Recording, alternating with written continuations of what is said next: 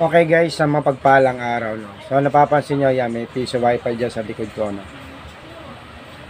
So papakita ko sa inyo yung kinonfigure natin na VLAN setup using new wifi, no. VLAN 22.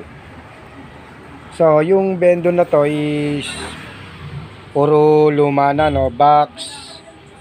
So yung ating board is Orange Pi 1 second hand. Pati yung new wifi natin second hand yan. So ito pakita ko sa inyo. Pambenta to, pambenta. PM lang sa may gusto. So ayan yung new wifi niya, no.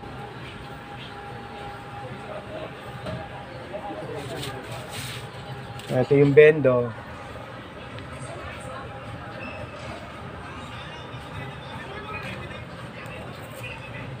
So ayan yung aking piso wifi naman. So guys, PM lang kayo sa presyo.